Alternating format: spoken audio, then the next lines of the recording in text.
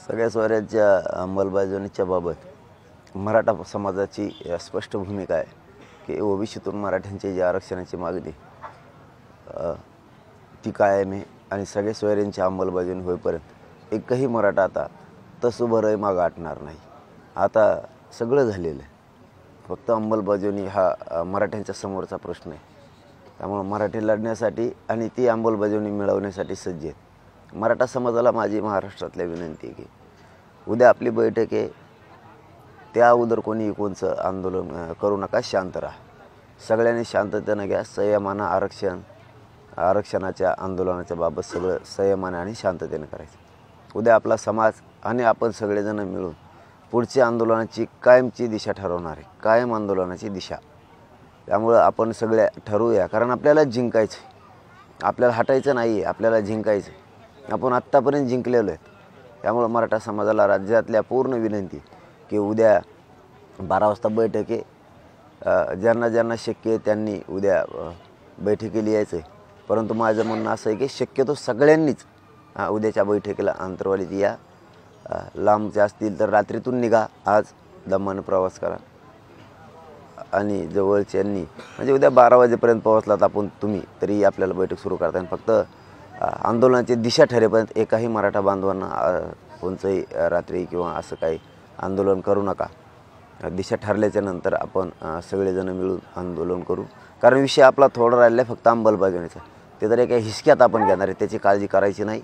आरक्षण आणि सगळ्या सोयऱ्यांची अंमलबजावणी झाल्याशिवाय ओबीसीतून आपण 1 इंचही हटत नाही, तर आंदोलनही बंद होत नाही, त्याची काळजी करायची गरज नाही। हे कसं देत नाही त्याचं आपण बघू। फक्त उद्याची बैठक होईपर्यंत सगळे शांत राहा आणि सगळ्यांनी 12 वाजता बैठक केल्या। उद्या आंदोलनाची महाराष्ट्राच्या दिशा ठरवली जाणार। तुम्ही आंदोलनावर ठाम आहात, उद्या दिशा ठरवणार आहात, पण आज मुख्यमंत्र्यांनी गुलाल उधळलेला आहे आणि आज मराठ्यांसाठीचा दिवस हा सुवर्ण दिवस आहे आणि चांगला दिवस आहे असं मुख्यमंत्र्यांनी सांगितलं। ते 100-150 जणांना आरक्षण लागतं आहे, ते दिलं आहे मुख्यमंत्री साहेबांनी। त्याबद्दल आम्ही त्यांचं मोठ्या मनानं कौतुक पण केलं ना, स्वागत पण केलं। मुख्यमंत्री साहेबांनी आणि सरकारनं आरक्षण दिले त्याबद्दल त्यांचं कौतुक आहे असं बोललो सुद्धा ना आपण। परंतु आणखीन आनंद राहिला असता की तुम्ही याबरोबर सगळ्या सोयऱ्यांची जर अंमलबजावणी केली असती तर अख्खा महाराष्ट्र तिकडं गुलाल घेऊन पळाला असता। आता त्यांना कोण करू देत नाही आहे की त्यांनाच काही अडचण आहे करण्यासाठी मुद्दाम, हे आता आंदोलन सुरू झाल्याशिवाय स्पष्ट होत नाही।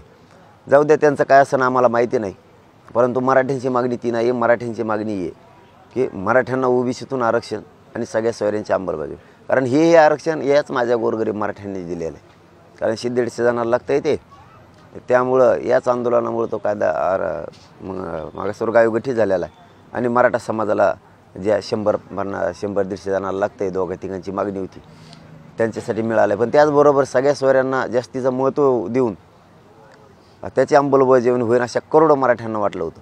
मग मात्र गुलालात आणखीन मजा आली असती आणि तो गुलाल काय असतो मग मात्र मुख्यमंत्री साहेबांनाही दिसला असता, त्यांच्याही डोक्यावर तो पड नक्की पडला असता। परंतु कोणाचा दबाव किंवा काय माहीत नाही आम्हाला। तुम्ही सगळ्या सोयऱ्यांचा विषय बाजूला ठेवला आणि जे आरक्षणाची आवश्यकता नाही, जे मराठ्यांना पोरांना ते धोकादायक आहे तेच नेमकं दिलं गेलं। बघू, पण आम्ही मिळू। सरकारनं कसं देत नाही ते आम्ही बघू आणि अंमलबजावणी आम्ही मिळून दाखवू। सरकारच्या वतीने तुम्हाला आवाहनही करण्यात आलेलं आहे की मराठ्यांसाठी हा योग्य निर्णय घेतला आहे, त्यानंतर पुढच्या काळात सुद्धा चांगला निर्णय घेतला जाईल। सगळ्या सोयऱ्यांच्या संदर्भातलं सुद्धा मुख्यमंत्र्यांनी सांगितलं, त्यामुळं आंदोलन हाती घेऊ नये असं एक आवाहन केलेलं आहे। पर्याय नाही ना आम्हाला, गोरगरीब मराठ्यांना आंदोलनाशिवाय पर्याय नाही। श्रीमंत मराठ्यांनी 2-3 सांगितलं तर आधी विशेष अधिवेशनसुद्धा लागलं, कायदासुद्धा लगेच पारित पण झाला। खरं तर श्रीमंतांनी गरिबांना द्यायला पाहिजे होतं, तर हे आरक्षण 10% दिलेलं हे गोरगरीब मराठ्यांनी दिलं आहे तुम्हाला। परंतु गोरगरिबांची जी मागणी होती ओबीसीतून ते आरक्षण मात्र तुम्ही दिलं नाही आणि त्या सगळ्या सोयऱ्यांची अंमलबजावणी केली नाही। तुम्हाला नाराजीला सामोरं जावं लागणार, त्याला नाविलाजी मी काय करू शकत नाही आहे, कारण आम्ही मराठे आमच्या न्यायासाठी लढतो आहे। आम्ही सुद्धा मराठेच आहेत। तुम्हाला आम्ही सगळ्या सोयऱ्यांच्या अंमलबजावणीच केलेले दाखवू। शिवसेनेचे प्रवक्ते भरत गोगावले असं म्हणाले की तुमची नाराजी दूर होईल आणि ते मान्य करावं लागेल की आजचा कायदा हे काही चुकीचं झालं नाही, मला असं वाटतं की जरांगे पाटील यांनी आता थांबावे, झाले तेवढे पुरे झाले असं बघावं. आम्ही कधी म्हणलो झालेला कायदा चांगला झाला ना. याच गोरगरिबांना दिला, याच आंदोलनानं तुम्हाला ते दिलंय. टास्क फोर्स गठीत झाला, मागासवर्ग आयोग गठीत झाला, आरक्षण मिळालं, आम्ही कधी नाही म्हणालो. आम्ही कधी स्वीकारलं नाही, ते स्वीकारलंच. परंतु मराठ्यांची मूळ मागणी ओबीसीतून आरक्षणाची आहे, तिथं आमच्या नोंदी आहेत, आमच्या हक्काचं आहे. आणि सगळे ज्या महाराष्ट्रात नोंदी मिळाल्या नाहीत त्या मराठ्यांना सगळ्या स्वराच्या माध्यमातून अधिसूचना काढून कायदा पारित करून त्याची अंमलबजावणी करून मराठ्यांना ज्यांना नोंदी नाहीत त्यांना सगळ्या स्वरांच्या माध्यमातून द्यायचं. त्याचं काय झालं त्याच्यावर बोला, बाकीचं नका सांगू. या सगळ्या तुमच्या भूमिकेवर छगन भुजबळ असं म्हणाले की हे मारुतीचं शेपूट आहे, वाढतच जाणार आहे आणि एक माणूस महाराष्ट्राला वेठीस धरतोय, त्याच्यावर कारवाई का होणार नाही? मग सगळं शेपूट घेतो का तुलाच? यंगरट त्याच्या सगळं वाटोळं करून ठेवलं. इतका विषारी विचाराचा, समाजाला परवडणार नाही. यो आम्ही बघतो सगळ्या सोयऱ्यांची मागणी कशी घ्यायची. त्याला तर काय एवढं डोकं असतं तर एवढं खराब वातावरण त्यांनी केलंच नसतं राज्यात. खराब वातावरण केलं आणि मोकळा झाला. तो कोणत्या पक्षात जाय त्या पक्षाचा कार्यक्रमच हे आहे यावेळेस. कोणत्याही जाय त्या पुऱ्या पक्षाचाच कार्यक्रम आहे यावेळेस. त्यांना तुला जो पक्ष आहे तुझ्या पक्षात किंवा तुला घेते त्या पक्षाचा दिदाराच झाला म्हणायचा तो यामुळे. बघतो होतोय का नाही. नितेश राणे असे म्हटले की मराठा आरक्षणासंदर्भात जो काही निर्णय घेतलेला आहे तो आम्हाला पटलेला आहे. 10% नोकरीत आणि शैक्षणिक आरक्षण आहे. हे आरक्षण कोर्टात देखील टिके. मनोज जरांगे यांनी देखील समजून घ्यावं की मराठा समाज या निर्णयाने आनंदी झालेला आहे. आपला आनंद तो व्यक्त करत आहे, जल्लोष करत आहे. त्यामुळे त्यांनी थोडी संयमाची भूमिका घ्यावी. हा चला घ्या पुढं. माहिती आहे आम्हाला. त्यांनी एक वेगळी मागणी केली आहे. त्यांनी असं म्हटलंय की मराठा समाजाला, मराठा विद्यार्थ्यांना ज्या सवलती मिळत आहेत, जे काय मिळतंय ते आता ओबीसी विद्यार्थ्यांना पण मिळावं, ही मी उलट मागणी करतो, असं भुजबळ म्हणाले आजच्या पत्रकार परिषदेमध्ये. काय म्हणला? मराठा विद्यार्थ्यांना आता ज्या सवलती किंवा ज्या काही लाभ मिळतोय ज्या काही गोष्टींचा, त्या आता ओबीसी विद्यार्थ्यांना मिळाव्या, अशी उलट मागणी त्यांनी केली. ते बधीर झालेलं आहे पहिलेच. त्याला फक्त खावा लागतं वाटतं. कुंकुण ओरबडितो, पोटच भरत नाही त्याचं. केंद्रापर्यंत खातो एकटाच. अर्ध्या ओबीसीचं सर्वसामान्य खालच्या जातीचं तोच खातो. आता बोलता बोलता धनगर आरक्षणाचा कार्यक्रम करून टाकला. आता आणखीन ओबीसीचं घे म्हणजे सगळं उडालं पाहिजे. आम्हाला जे येते त्याला पाहिजे. आणि त्याला जवळ होतं त्यावर आम्ही तसलं हट्ट नाही केला की त्याला जे येते आम्हाला पाहिजे. एकदम गेलेलं आहे ते. मी तर म्हणतो तुम्हाला त्याचे प्रश्नच घेत जाऊ नका. आता त्याला यादीतूनच काढून टाका. या ते प्युअर कामातून गेलेले आहे.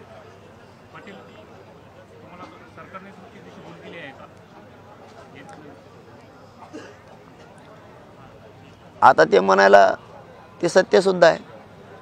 जर अधिसूचना तुम्ही काढता आणि चर्चाच तुम्ही घडवून आणत नाहीत त्याचा अर्थ दुसरा होतच नाही. परंतु आम्ही समर्थ आहेत. आम्ही सज्ज झालेलो आहेत 2-3 दिवसापासून. आम्ही आंदोलन आता न्यायासाठी सुरू करतोय. भुजबळ म्हणाले की माझ्यावर हल्ला झाला तर जरांगेंना अटक करा. तुझ्यावर हल्ला काल राहिलं काय मरेल सगळ्या दुनियाचं. तुला चालता येणार, तुला मारून काय करतो.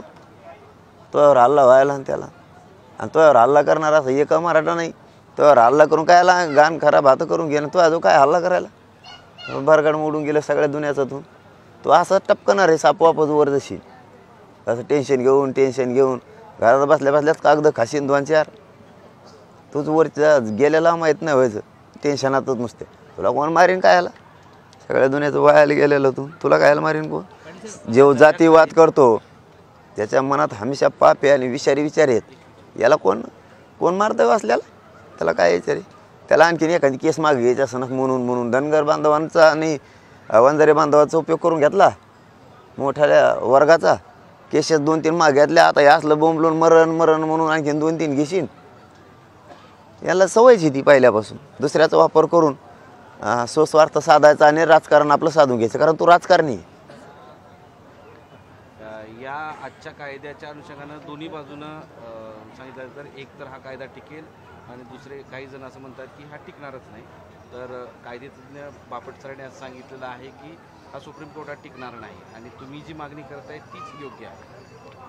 नाही आता त्याच भानगडीतच नाही पडायचं. ते टिकून येतं नाही टिकू दिलं याचं स्वागत केलं. आम्ही दिलं आहे ना सरकारनं, चला ते स्वागत केलं. परंतु आम्ही केलेलं, मराठ्यांनी केलेलं मागणीचं काय? 2-3 जणांनी मागणी केली, ती झालं दिलं. चला याच आंदोलनाने दिलं, याच गोरगरीब मराठ्यांनी त्यांना दिलं. पण मूळ करोडो मराठ्यांची जी मागणी सगळ्या सोयऱ्याची अंमलबजावणीची, ओबीसीतून आरक्षण, याचं काय झालं ते सांगा. बाकीचं सांगत नका बसू म्हणा बडबड. होगा आता तुमची बडबड ऐकली 6 महिने आम्ही. तर दुसरं बाळासाहेब सराटे किती 60-70 वर्ष घेतो का वेळ? वेळ लागन घेतला ना 6 महिने. आता आंदोलनच आम्ही करतो बरोबर. आता नाही, त्या पहिला जसं बापट सर म्हणाले, तर दुसरीकडे सराटे असं म्हणाले की आता कोणीही या कायद्याला आव्हान देऊ शकत नाही. जर दिले तर ओबीसी, VJNT, SBC आरक्षणच रद्द होईल. कारण हे जे आरक्षण दिलेलं आहे ते घटनेच्या 342(3) अन्वये SEBC वर्ग ठरवलेला आहे आणि हा वर्ग घटनात्मक आरक्षणास पात्र असला एकमेव वर्ग आहे, असं त्यांचा दावा आहे. एवढं आव्हान जरी दिलं तर ओबीसी, VJNT, SBC आरक्षणच रद्द होईल असं त्यांचा दावा आहे. ते का ते जे होईल, अभ्यासकांचा अभ्यास वेगळा असतो. आमचा अभ्यास सगळ्या सोयऱ्यांच्या अंमलबजावणीकडे, ओबीसी आरक्षणात ते जे होईल ते होईल. आता ते दिलेल्यांचं जे होईल ते होईल. टिकलं समाज घेतोय, ज्याला घ्यायचं ते 100-50 जण आहे त्यांना, ज्याला नाही घ्यायची का जोर जबरदस्ती नाही. करोडो मराठ्यांची मागणी ओबीसीतून आरक्षण आणि त्याच्यावर ठामेत उद्याच्याला याच्यावर निर्णय होणार आहे फायनल. पाटील साहेब, भुजबळ असं म्हणतात की जर मराठा समाज ओबीसी आरक्षणात आला तर त्याच्यामध्ये ऑलरेडी अनेक जाती आहेत, तर मग इतर जातींना काहीच मिळणार नाही आणि सगळं एका मोठ्या समाजाला सगळ्या आरक्षणाचा लाभ मिळेल. तुला कितीही दिलं तरी पुरतच नाही. हे आले की ते नाही, ते आले की ते नाही. तो कोणालाच खाऊन द्या ना, तो एकटाच खातो सगळ्या दुनियाचं. यादी जर काढली आरक्षणाची दिल्यापासूनची तर सगळं तूच खाल्लेलं आहे. बाकीच्यांना तू 5% सुद्धा खाऊ दिलं नाही त्यापैकी. तू शिकूच नको लोकाला. आता तुझ्या ओबीसी बांधवात सुद्धा माहीत झाले तू किती कलाकार आहे. तुला फक्त ती एक विदूषकाची टोपी घालायला पाहिजे, नाकाला 2-3 काळी टिपके लावले पाहिजे. तो आहे पाटील साहेब, एकीकडे तुमचं आंदोलन, तुमच्या मागणी सरकारला माहिती आहेत, आपण प्रेस कॉन्फरन्सच्या माध्यमातून त्यांच्यापर्यंत पोहोचवत आहे. दुसरीकडे कायदा झाल्यानंतर आता ठिकठिकाणी सरकारच्याच काही नेत्यांकडनं, कार्यकर्त्यांकडनं सेलिब्रेशन केलं जातं, गुलाल उधळलं जातं. कसं बघता तुम्ही या सगळ्या 2 गोष्टींकडे? नाही, आता ते उधळणारच ना. बघा त्याच्यावर आमचं म्हणणंच नाही. आमचं म्हणणं आहे सगळ्या सोयऱ्यांच्या अंमलबजावणीचं काय ते का आज विषय नाही घेतला. कारण आंदोलन त्यासाठी 6 महिन्यापासून सुरू आहे. तुम्हाला बाकीचं काय करायचं करा, त्याच्याशी काय देणं घेणं नाही आम्हाला. आम्हाला माहिती आहे तुम्ही ते कशासाठी दिलं आहे. राजकारण डोळ्यासमोर ठेवून दिलं आहे का निवडणुका डोळ्यासमोर ठेवून दिलं आहे. पण करोडो मराठ्यांना ते पसंतच नाही आहे. तुम्ही कुठे 100-150 जण उड्या हाणता. ह्याच्याबद्दल सगळे सोयरींच्या संदर्भात आंदोलनाच्या पलीकडे जाऊन टाईम बॉन्ड चर्चा सरकारशी केली तर त्यासाठी तुम्ही तयार आहात का? जर सरकारने तसा प्रस्ताव दिला किंवा तुम्ही तसं सरकारला प्रस्ताव देत आहेत का? कोण म्हणलं? नाही, नाही, आता आमचं दादा उद्या सगळं ठरणार. आज उपयोग नाही. उद्या समाजासमोर सगळं ठरणार. आंदोलन कसं काय करायचं आहे, किती तारखेपासून सुरू करायचं आहे, याच्यावर उद्या फायनल शिक्कामोर्तब होणार आणि दणका सुरू. मागच्या वेळेस जसं तुम्ही बीडच्या सभेनंतर, एल्गार सभेनंतर सांगितलं होतं की सरकारला काही अवधी दिला होता, तसं आणखी काही तुमच्या डोक्यात आहे का, विचार आहे का किंवा अवधी? नाही ना, अवधी नाही द्यावा आणि हा विषय तातडीनं मार्गी सरकारने. अरे डोळ्या देखता अधिवेशन होऊन गेलं ना. आता कसल्याचा अवधीन फौदी यांना घेतील वाटलं होतं. समाजाच्या बाजूने असेल अधिवेशन, समाजाच्या न्यायासाठी असतं, समाजाला हक्क मिळावा म्हणून असतं, समाजाचा फायदा झाला पाहिजे, जनतेचा फायदा झाला पाहिजे, याच्यासाठी अधिवेशन असतं. विशेष अधिवेशन बोलवता आणि एक बाजू घेऊन तीच दामटीता, तुमचंच घोडं दामटीता मोकळा झालात. अशानं कुठं राज्यातली जनता सांभाळायला निघालेलं सिद्ध करताय का अशानं?